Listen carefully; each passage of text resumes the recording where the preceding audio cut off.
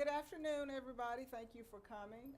The month of July, we have deemed it as Mental Health Awareness Month. What we want to do with this is to raise your awareness, to give you some education about what can be done if you are suffering from a mental illness or someone in your family is suffering from, or someone you work with. One of my biggest goals is that I would like to have us know about the stigma that surrounds mental illness, because a lot of people have mental health problems, but they don't want to seek help because they're deemed as crazy, and they don't want to be called crazy. So my thoughts are, how different is having a stomach that's not well? How different is it from having a mind that's not well? So hopefully Miss Peggy Kelly, and she's going to tell us a little bit about herself. And they're with Youth Behavior Services, and she's got a lot of experience in this, and you can ask her any questions, and she's going to help us out today. So let's welcome Ms. Peggy Kelly. Thank you very much. Thank you. I appreciate that. I am the Chief Clinical Officer at Youth Home and Behavioral Health Services of Arkansas. We're all the same. We had to change the name of our outpatient services because Youth Home sounded like we only saw youth, and we see people of all ages there. So let me tell you just a little bit about who we are. I've been working in the field of mental health since about 1990, when dinosaurs were still roaming the earth. One of our primary services is our intensive residential program out at Youth Home, way out on Colonel Glenn. We're out there in the country. We work with adolescents 12 to 17 who have a primary mental health diagnosis, okay? And so they have tried outpatient counseling or more lower level forms of counseling, and they're not successful. So they need to come live out there with us, usually for around 6 months, for us to help them get better, okay? Community residential is another little cottage that we have out on Colonel Glenn on that same campus, where we have 8 beds that we contract with DHS to provide a group home for young ladies in the foster care system. So these young women have a mental health diagnosis, and they are also in the foster care system. So they live out there with us. We meet their mental health needs, we teach them independent living skills, etc. Also, out at Colonel Glenn, there's a school on our campus, a fully certified school, and some kids that are in school, ages about 10 to 17, they have mental health needs that keep them from being successful in the classroom. So we have smaller classrooms with mental health paraprofessionals. They get their therapy needs and their education needs out there met with us. And then finally, Behavioral Health Services of Arkansas is our outpatient, our community-based services. So we have a couple of offices right around Markham and Shackelford where you can just call, get an appointment with a therapist if you are struggling with depression, anxiety, etc., and see that therapist. If medication is needed, we have a doctor there that can prescribe medication. And we see folks from 4 to 94 at that office. And then finally, we have school-based services where we have therapists in particular schools. We're now in 13 schools in the area. So kids that attend school that have mental health needs can see the therapist there while they're at school. And that's always good.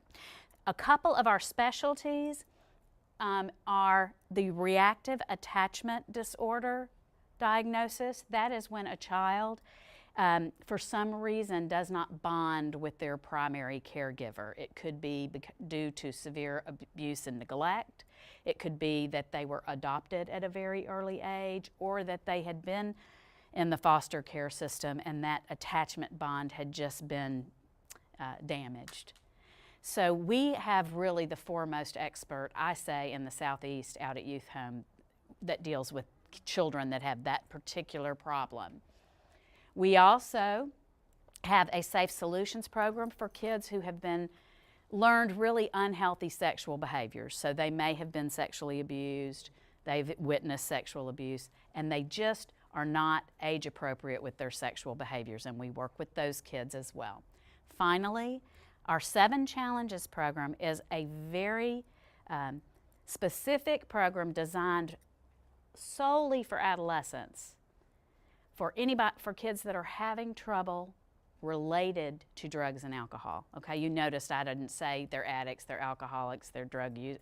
They're having problems related to drugs and alcohol because we believe that that's a developmental stage, and we don't label people. They may be experimenting, they may be using heavily during this time frame. We work with them to make a better, well-informed, healthy decision about their drug and alcohol use.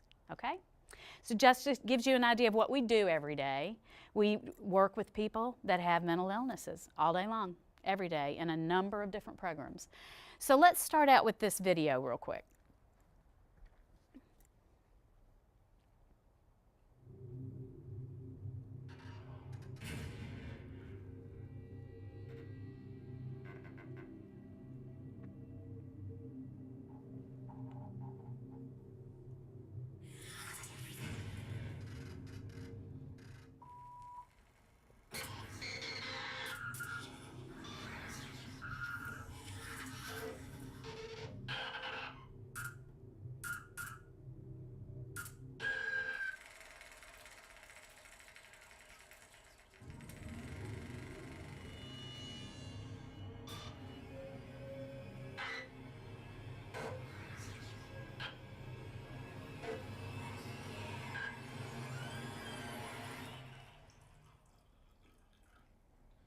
Hi there. Sorry to disappoint you if you're expecting a lunatic on a rampage. I'm Kalen, and I've been living with schizophrenia for 11 years. People like me with a diagnosis of mental illness face stigma and discrimination every day. Luckily, I've had the support of family and friends to help me live a full life. It's time to talk about mental illness. Start the conversation and pledge to end stigma at bringchangetomind.org.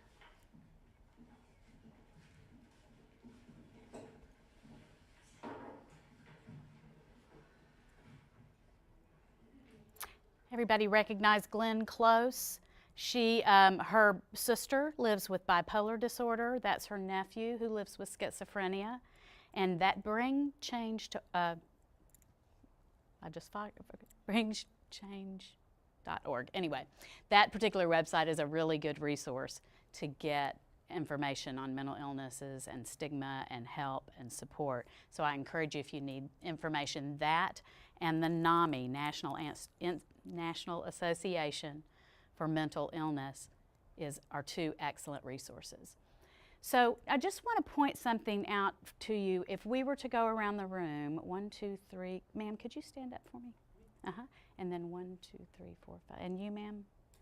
And 1, 2, 3, 4. You, sir, in the blue, could you stand up for just a moment? Statistically, in this room, the number of us standing would be the number of people in this room that are living with a mental illness. 1 in 5 adults live with a mental illness, okay? Thank you. 2/3 of those people, 2/3 of those people will never get treatment. They will live with this mental illness and never seek treatment, and that's because of what we're talking about today, stigma. So let's please talk about what type of diagnoses and what type of mental health problems we're discussing. And I'm hitting kind of the top few for us today. Depression. By far and away the most prevalent, 16 million American adults, 7% of the population. Depression looks very different in different people. In my family, we have a pretty strong genetic predisposition to depression. I myself take medication for depression. I have 3 adolescent boys. Well, actually, they're young adults at this point. Depression in a middle-aged woman versus a young adult, young man looks very different. Oftentimes, boys will present irritable, anxious, frustrated, quick to anger. And that's just probably because men have been trained so well not to show sadness and so forth. So depending on what you're seeing, don't just assume that someone with depression is going to be tearful or that's not always the case, so it's very different. After depression, probably the thing that we see that's most, well, that's not the second most prevalent, is bipolar disorder. Now, depression is a mood disorder. It affects your mood. Bipolar disorder, similarly, is a mood disorder. But bipolar disorder is what we used to call manic depressive disorder, same thing, and that is characterized by highs, which we talk about as mania, and lows that are depression, and it's cyclical. And it's very interesting. Some people have just kind of small cycles of those two elements. Many have very strong cycles. And 83% of cases of bipolar disorder are considered severe cases. So that's troubling, because bipolar disorder is probably one of the highest risks for suicide. Because when people have been operating at this manic level for so long and then they plummet into a real debilitating depression, that's when they're most at risk.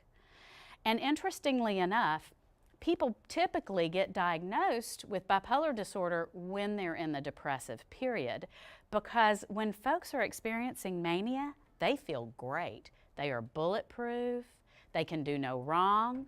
Many of our most famous artists, actors, painters have struggled with bipolar disorder and created the vast majority of their work while they were in a manic phase, okay? And so oftentimes they don't present in emergency rooms or clinics when they're manic. What happens is, as they begin to plummet into depression and folks around them recognize it, or they recognize it themselves, they come to treatment. And so oftentimes we start out treating someone for depression, and we as therapists can even be very surprised when whoop, they shoot into a manic phase and we realize what we're dealing with. So it can be a little harder to diagnose because of the dichotomy of those two mood swings. One thing I wanted to say about mental illness in general is that bipolar disorder typically is going to present around in folks when they're in their 20s, okay? Now, there was a period of time where we thought children, young children and adolescents could not really get a diagnosis of bipolar disorder. Then we went through a phase where it seemed like every doctor was diagnosing children with bipolar disorder. Now we've gotten back to some normalcy to where we realize children can have that disorder, but it's extremely rare, okay? Mood swings in children are not that uncommon. And sometimes if a child's struggling with depression, and they do have some normal swings, that's not typically bipolar disorder, so. Post-traumatic stress disorder, again, is something that I feel like is very, very misunderstood, and this is actually a diagnosis that I spent a lot of time working with at one point. So post-traumatic stress disorder is not just with our veteran population. It is also, it can be, let me see if they do a percentage, 3.5% of our population. So it can be from natural events like hurricanes, tsunamis, tornadoes. We have actually had a number of kids at Youth Home after the huge tornado came through about 5 or 6 years ago, and really did all that damage. In Arkansas, we had a number of children in our residential program that suffered such severe PTSD that they needed our care. But I asked the group the other day, and I'll ask you, what do you think the #1 cause of PTSD in children, let's say under 16? What do you think the #1 cause would be? Yes, ma'am. I'm sorry? Divorce? No, ma'am? Mm-mm. Yes, sir? Abuse? No, that definitely is a cause. It's not the #1. Bullying? No. Yeah. Car accidents. Car accidents. And I always like to tell people that, because those of us that have children or, grandchildren, we don't think about that. It's not, it's not something we think about. And while I was working with this particular diagnosis very closely. A colleague of mine, my children were with their babysitter while I was at work one day. They had a really bad car accident. And so I left, in a hurry and got to the hospital, and thank goodness everybody's fine.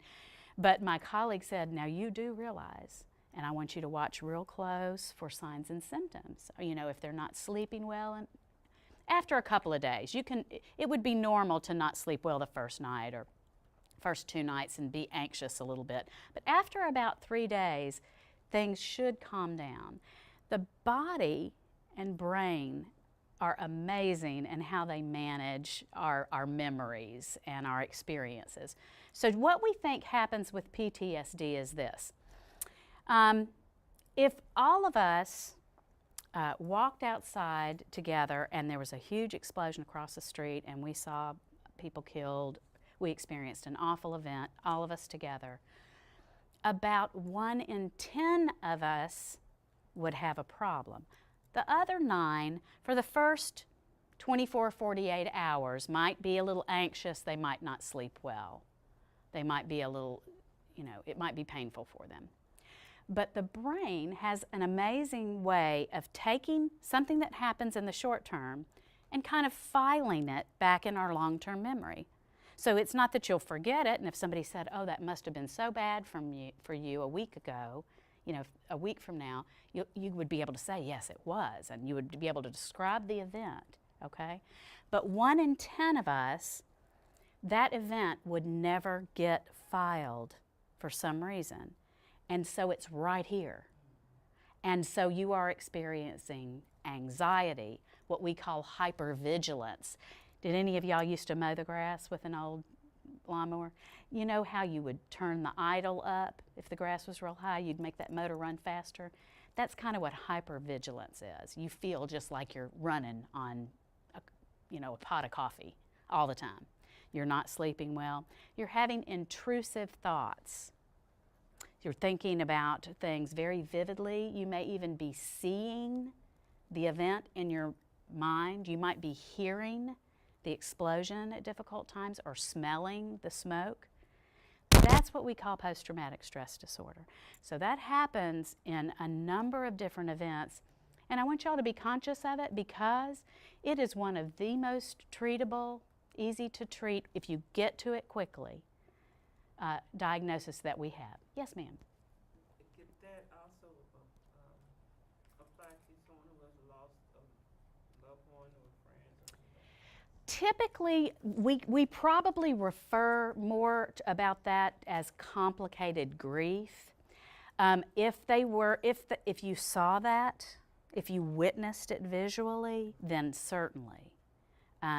But a death in and of itself without that visual connection, PTSD has a lot to do with what you see for some reason. And that is not to minimize the complicated grief and how serious that can be, but we probably wouldn't diagnose that as PTSD because there's this visual connection. Okay? I'll give you an example of one of the cases that I'm most happy about. I lived in Michigan. We lived near a town where there was lakes everywhere.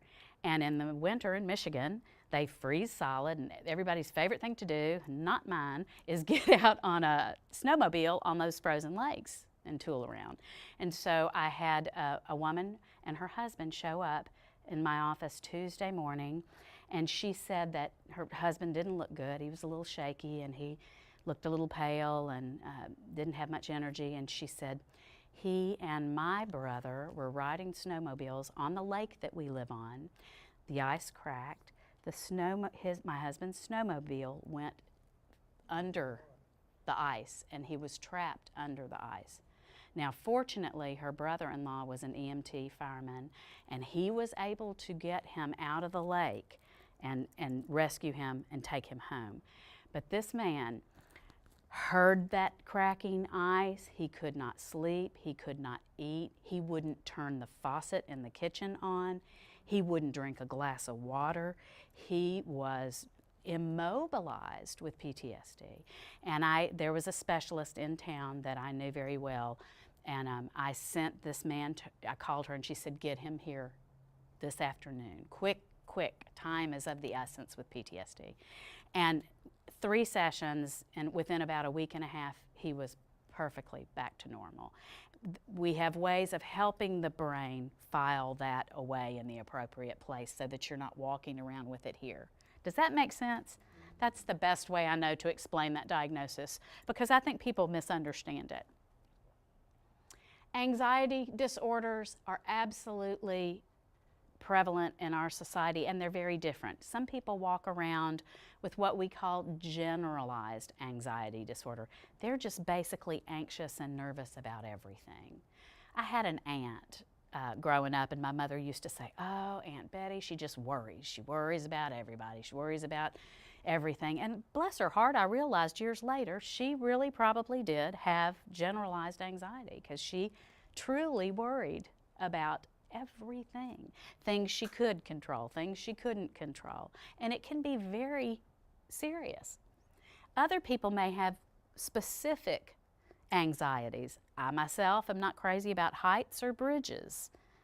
Some people, snakes, we have our phobias.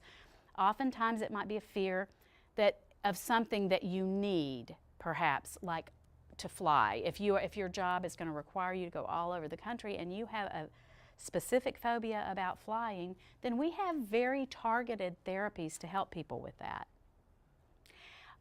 Everything I've talked about thus far and everything I'm going to talk about in terms of these diagnoses, the recommended approach is 3-pronged. It's like a 3-legged stool.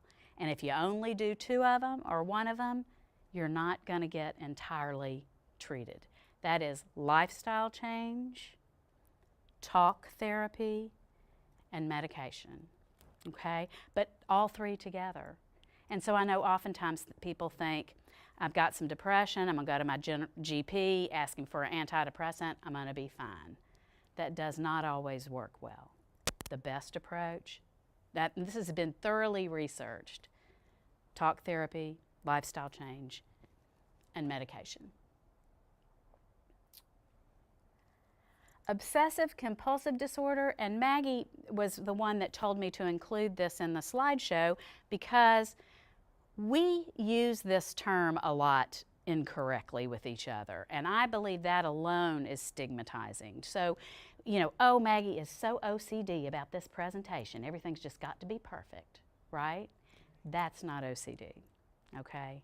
That alone is not a diagnosis, a mental illness. We are talking about compulsive, repetitive, unwanted, intrusive thoughts like, if I don't wash my hands, I'm going to die of tuberculosis. If I don't wash my hands, so debilitating that you hear this constantly in your head, and then you have the excessive urges to do certain things, and the 2 of those together are a very vicious cycle.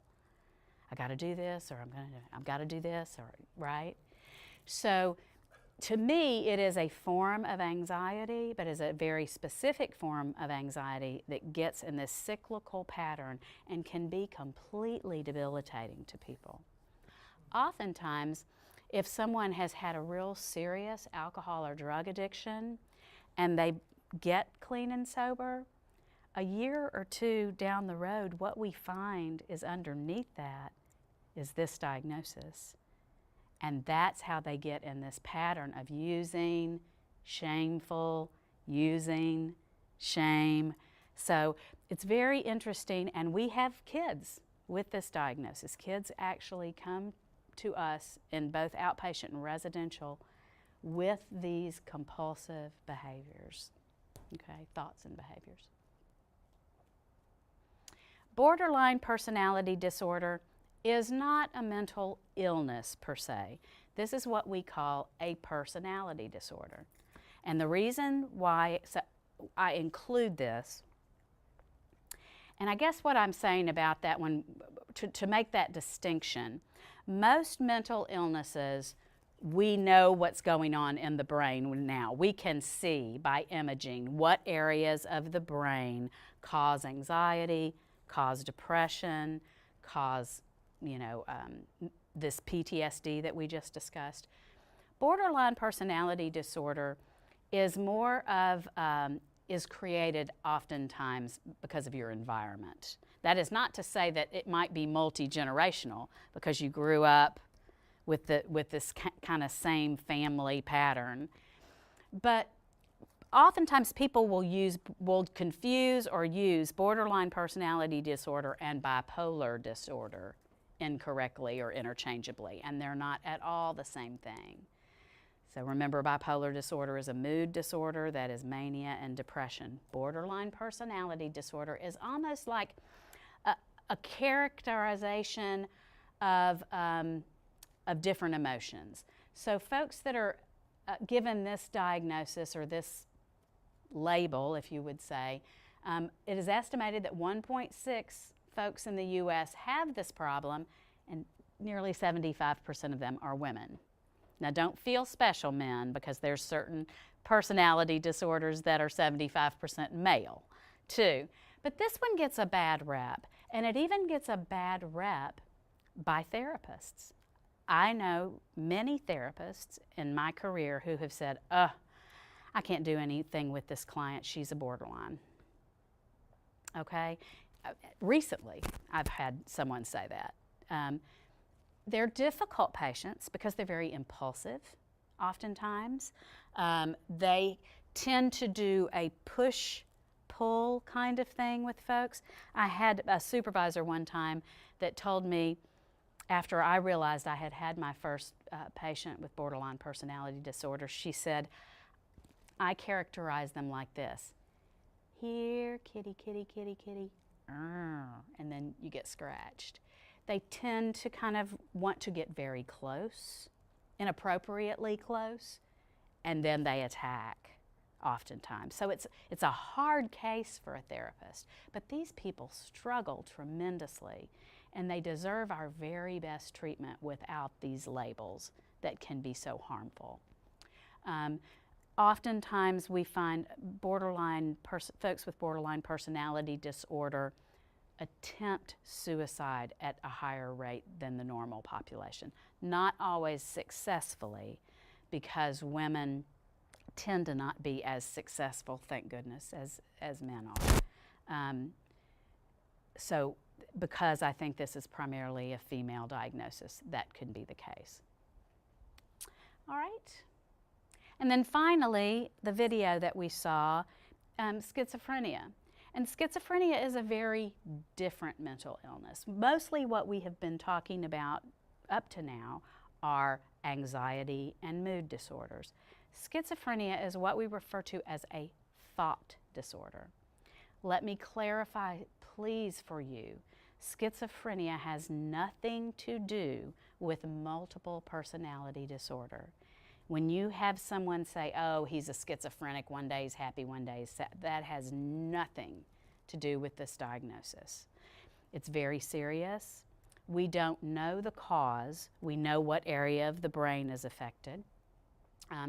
It's about 1% of the population, and the frustrating thing about this particular diagnosis is that you can have a child. I have a dear friend whose sister was a cheerleader, homecoming queen, top tennis player, the most beautiful young lady, got a full scholarship to the University of Arkansas, and her freshman year up there was diagnosed with schizophrenia, and her entire personality left her. She began to hear voices. And when we talk about hearing voices, this can be absolutely debilitating. When I worked in Atlanta, one organization made headphones with tapes of what people with schizophrenia told us it sounded like in their head when they went off their medication. And to get us used to that, we would wear these headphones around and try to do our job, or even try to cook a meal or something with the constant banter in your head. You're worthless, you're no good, you're gonna get fired today, you know you're gonna get fired today, on and on and on and on. Sometimes it has an aspect of paranoia, like they're out to get you, they're watching you, okay? And so those types of thoughts take over your personality. You're not able to function. Your mood is completely flat, etc. And it gets a bad rep, exactly like the video said, because for some reason people think people with schizophrenia are violent. Not true at all. They are absolutely no more violent than the general population. What the better statistic is, they are more likely to be victims of violent crimes. Okay? And so a very misunderstood, stigmatized diagnosis here. Again, we don't know what causes it. We know there is a genetic component. So we do know that bipolar disorder and schizophrenia tend to run in family systems, just like Glenn Close has a sister with bipolar disorder and a nephew with schizophrenia. Yes, sir? Can a person have both? You know, I think probably technically they could. I would say that's exceptionally rare. Can they have depression and schizophrenia? Yes, very much so. Or certain anxieties and schizophrenia. But I think theoretically they could. I don't know that I've ever seen that in, 20-something years of working in the field. So that's a good question. But there is new research, and it's looking very, very compelling, that oftentimes the onset of schizophrenia is correlated with the use of THC. Now I'm not saying that everybody that smokes a joint is going to get schizophrenia. That's not what I'm saying at all. But if there's that genetic component, it appears that can be a contributing factor, okay?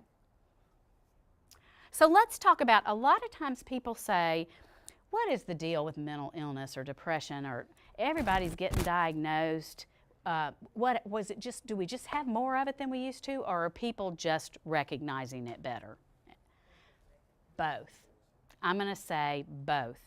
First of all, of course, we're out here talking about it. We're talking about signs and symptoms and how to get help. So yes, we're making a conscious effort, those of us that work in the field, to talk more openly and educate people about it, because of that statistic that 2/3 won't ask for help. But I truly believe that it's more prevalent, and I'll tell you why. Everybody remembers the whole fight or flight syndrome, right? That we are wired in our hippocampus, I believe. Even the caveman, even a lizard brain, right? We are wired that when we are attacked or we are under a threat, a whole physiological system kicks in, and cortisol is released, adrenaline is released. We call that the fight or flight response. When you have overwhelming releases of adrenaline and cortisol, there are effects to that. There are health effects. There are effects to brain development. There are effects to your cardiovascular system. And we don't run across a lot of saber-toothed tigers. Really, in our lives today, we don't have really very, very many. Maybe our police officers do, our soldiers do, certain people do, doctors perhaps. We do have situations where we feel like we are physiologically under threat and we have to get away from it or fight it. That's rare for those of us sitting in this room, I would think. Would that be correct? Our threats are much more chronic, but the body responds the exact same way as for this caveman, the exact same way. So I use this example because it used to happen to me all the time.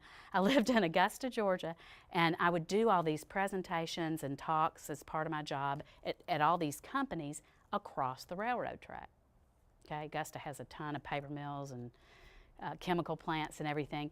And so I'd have a presentation. I'm early, aren't I, Joe? I like to get places early. I don't ever like to be late. And I would leave in plenty of time to get to where I was supposed to be, and here comes the train. And this train used to not only stop, it would actually back up. And it could be an hour to an hour and 15 minutes before I could get across that railroad track. While I'm sitting in my car, what is my brain doing? Oh my God, I'm not going to get there. I'm going to get fired. They're going to call my boss. The whole time I'm doing that, I am releasing adrenaline and cortisol, ready to fight that tiger. Tiger's never going to come, right? Deadlines at work, worries about your children. All these threats, right, are going off and setting this system off. And that is creating a different brain than what you started with. Has anyone heard of the ACEs study? It stands for Adverse Childhood Experiences. If you like to watch TED Talks or you're interested in that kind of thing, Google it. Adverse Childhood Experiences. They did, at National Institute of Health, an enormous research study. They took 10 questions and they tried to determine kids with more than 3 of these childhood experiences were what effects did that have on them? More than 3. And what they found was a much higher likelihood of mental illness, a much higher likelihood of cardiovascular, heart disease, cancer. The general immune system is affected. Let's talk about what do you think are on which of these adverse childhood experiences? Y'all named some of them earlier. Divorce. I don't know that divorce itself was, but certainly abuse, neglect, poverty, living with a parent with a severe mental illness, living with a parent with drug or alcohol addictions. I'm trying to think, Maggie, what am I forgetting? Homelessness. Yes. So we know what those are. Sexual abuse, physical abuse, neglect, right. So more than 3, it rewires the brain. If before the brain is fully developed by age about 24, maybe 22 for women, 24 for men, they're a little slow. When we experience that severe trauma, it rewires our brain. And that's what I believe happens. That same system that kept you safe is making you sick nowadays. So learning to manage that fight or flight response is critical. Being able to learn how to slow that process down when it occurs. We talk about deep breathing. We talk about physical exercise. Managing that fight or flight system will keep you healthy. Okay, that's my tip of the day. So let's go just a few statistics and we'll get through this and take some questions. 43.8 million adults experience mental illness in a given year. You can see the prevalence of mental illness by diagnosis. Okay. Treatment in America, 60% of folks diagnosed are never going to access treatment. You know, it used to be that it wasn't hardly even available. Remember, it wasn't too long ago, insurance didn't pay for it. You could have a heart attack, go to the doctor, everything be paid for. If you develop schizophrenia in college, good luck. There might be a community center on the corner you can go to. Okay? Let's talk about the multicultural aspects. Certainly, there is a much higher stigma in the African American community than the white community, and even higher in the Hispanic community. It's much higher among men than women. And guess what? The prevalence of mental illness in general is even Steven. So we try to work with communities to help them understand the importance of getting diagnosed and getting treatment and support. And then finally, we talk about children. So we've got 20% of youth 13 to 18 are living with a mental illness. Kids mental illnesses are going to show up typically before the age of 14, okay? Other than the schizophrenia that we talked about, the majority of the time, that's going to show up. You may not recognize it. It might be milder and get worse over time, but it's going to show up. 50% of all lifetime cases of mental illness begin by 14 and 75% by 24. Okay? And then finally, what do you need to do about that? You need to talk to your children's pediatrician. You need to ask them to screen for depression, for anxiety, for post-traumatic stress disorder if you know they've been in a car accident or witnessed something scary.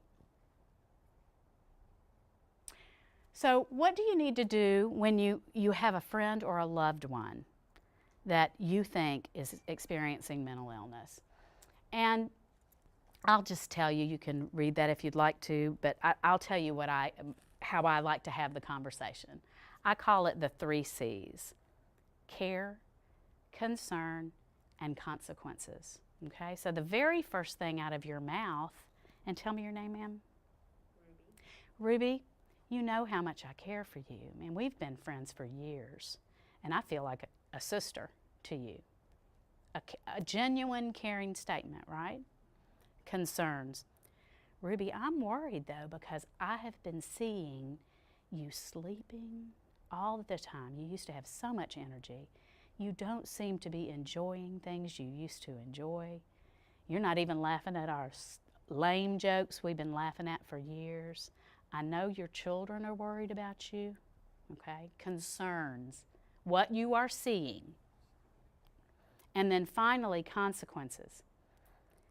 My concern, what I'm worried about, Ruby, is that, you know, depression is a serious disease and it can take all the joy out of your life. And you used to be such a joyful person, and it can be deadly. It can end in suicide, and it can keep you apart from your family. So I sure would like to see you get help. Okay? That's how you have a conversation with someone. And the important thing is to listen.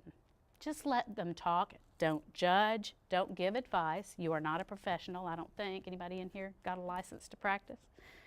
Then just listen. Just open, be heard, and help them find help.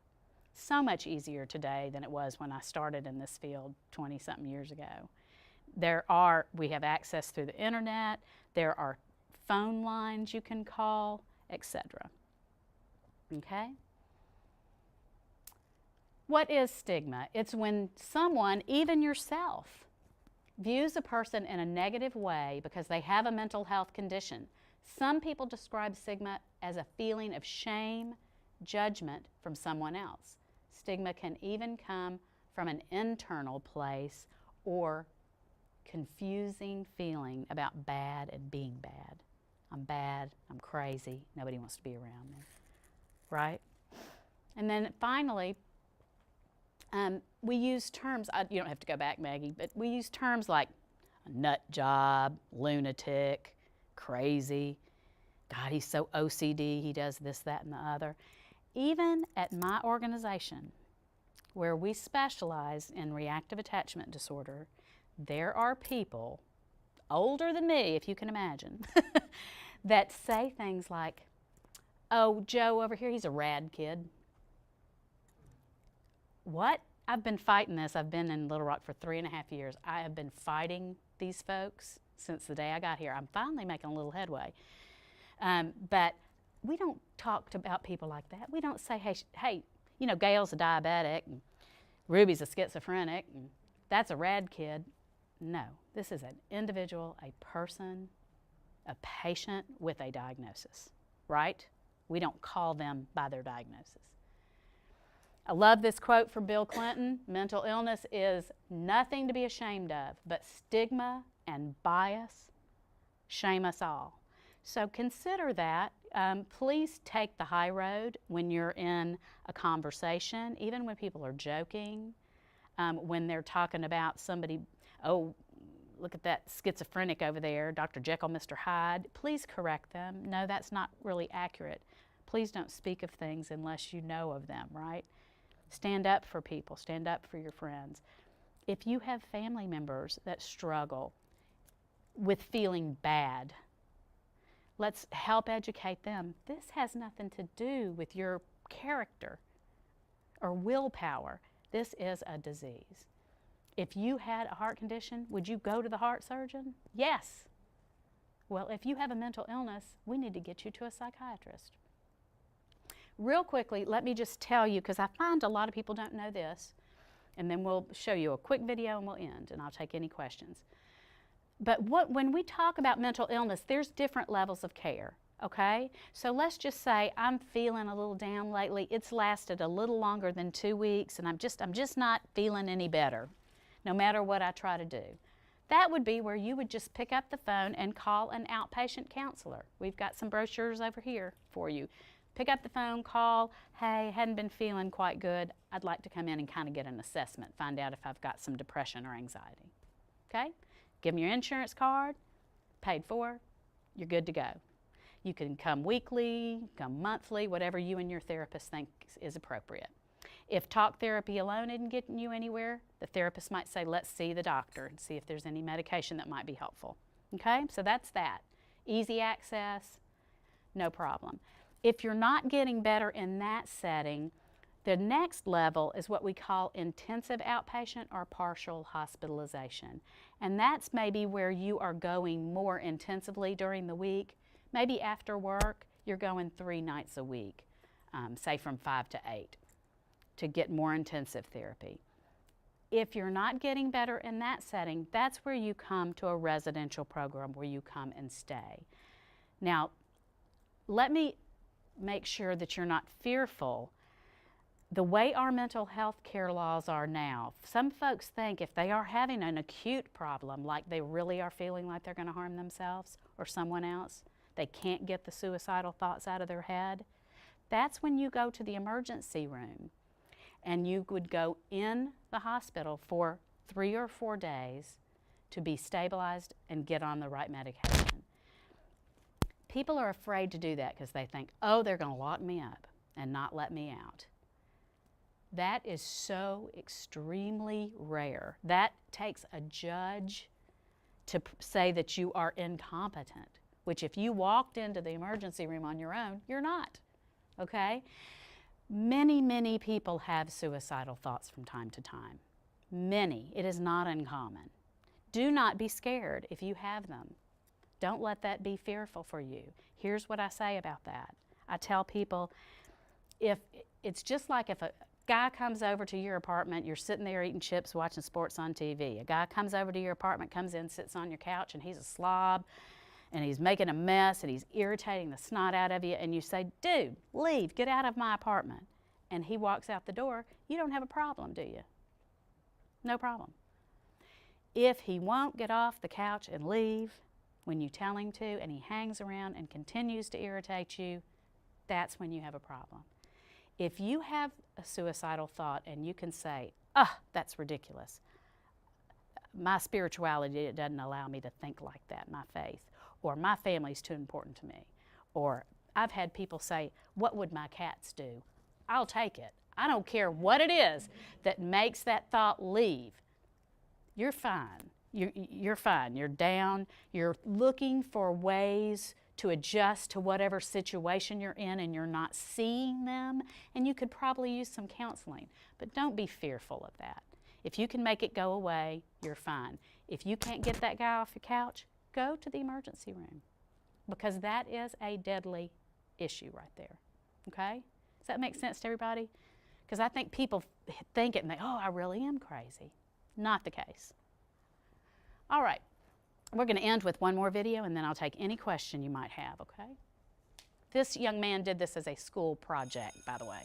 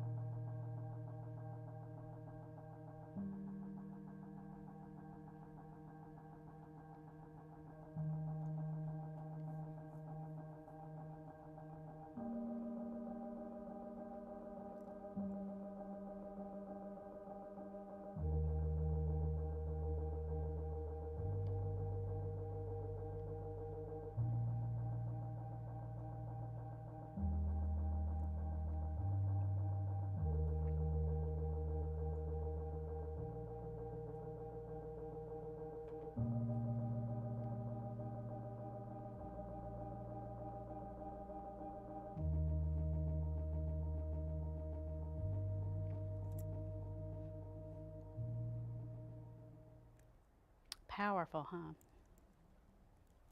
So that's another good website, by the way. Any questions at all about what we've talked about? Yes, ma'am. Everybody get depressed, and it's just a part of life. Mm-hmm. My question is, at what point does depression becomes mental illness? That's a good question. We typically talk about sadness or being down and depressed if it lasts more than 2 weeks, and also your appetite is affected. You're either eating way too much or not at all. Your sleep is affected. You're sleeping all the time or not at all. So I would say those characteristics alone, and lack of energy. Lack of energy.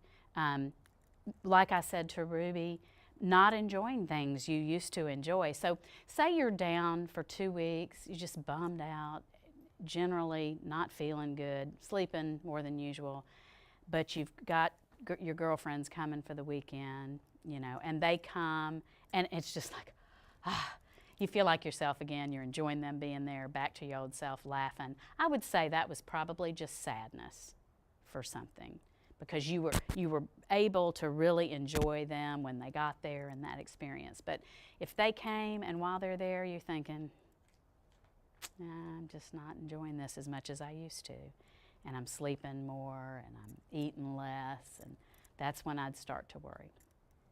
That's a good question. And if you ever question that, you can always go get checked out. Go have an assessment. It's not scary. Talk therapy is just somebody that sits across the desk, sits across the room from you, asks you some questions, tries to find out what the problem is and help you fix it. Okay? And not everybody needs medication. And medications are so much better than they were 25 years ago. Most medications for mental illness when I first got in the field had very severe side effects.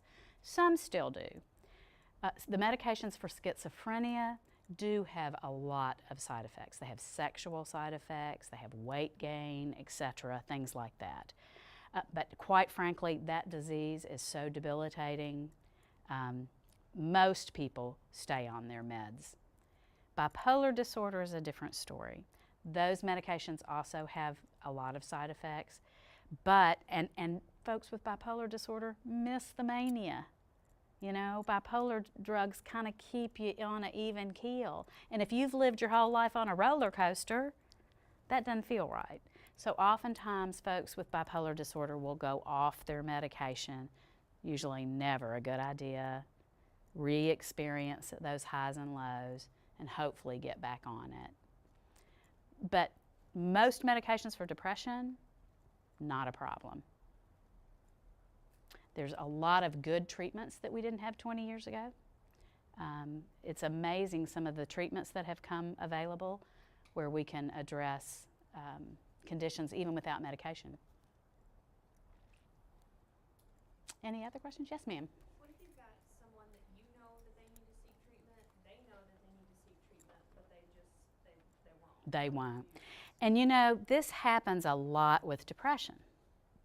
It happens with other disorders too, but I'll just use it for an example, because what did I just say about depression? You have no energy, right? And you can't see outside of this black hole that you're in. That conversation that I had with Ruby, if you can get, what I always say is, we have denial sometimes. We're in denial about how sick we are. And we even may know we're sick, but we're in denial about how badly we need help and that there's help available. So a lot of times, if you hold up a mirror around someone and that they can see all around them, that everybody sees it. So I say if you have maybe 3 people that can have that exact same discussion that I had with Ruby, individually, maybe even in the same room at the same time, but I just had that conversation with Ruby, and then the next person says, Ruby, you're my daughter. care, concern, consequences. Please let me take you to get some help. So I think the more you are able to show someone what these symptoms look like, the more likely they are to try to get help. But remember, they are so sunk into their diagnosis that they often don't see outside of it. So you have to help them see the problems that could occur, the consequence piece. You know, if you don't get help, you could lose your job, you could lose, you know, whatever the natural consequences of them not getting help. You're at a higher risk for suicide. And you talk about those things. You say that to someone because you talk about suicide. I understand y'all had a presentation on that recently too, but just know that not talking about it is not the answer. You ask, are you feeling like you're going to harm yourself? Have you had those thoughts and feelings? You know, when, how often? You ask those questions so that you can get them the right level of care, of help that I just talked about, right? Okay. The question that you just asked, let me say this. Oftentimes, and I encourage you to do this, oftentimes we might not always have a counselor available, but if you were to call our office and say, can I just ask a counselor a question? And maybe you would say, can you kind of help me, give them a little more information, can you help me about how I might go about having this conversation with my friend or my brother? I used to always do that if I didn't have somebody in my office that I was working with. Sometimes you just need a little guidance. Any more questions about anything? Well, we wanted to tell you that we brought they've got some information here, and we've got some information with SW, Southwest EAP. So you can take this information because we do have that, you know, through our... That's a great benefit. And another thing too, I want to tell you guys that there is a movie right now on Netflix, and it's called Brain on Fire. And it's about Savannah Cahalan. She was a young girl, fresh out of college, got a dream job, New York Post. She was a writer. And Tyler Perry plays her supervisor. And she has an autoimmune disease that attacks the receptors of her brain. And she had gone so far, even before she's in catatonic state, they thought she was going to die.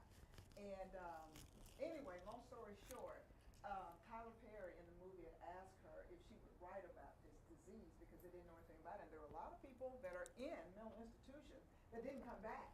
She was only the 212th case that was diagnosed. So that's really, really a good case. I mean, a good story. And now she still writes about it, and she's doing just fine. So I mean, it was pretty good. The thing to remember is mental illness is treatable. Yes. It may not be curable, but it's treatable. Yes. You can live a very happy, productive life if you get the right treatment. We want to say thank you to Ms. You Peggy bet. Kelly Thank y'all. and Ms. Maddie Allen.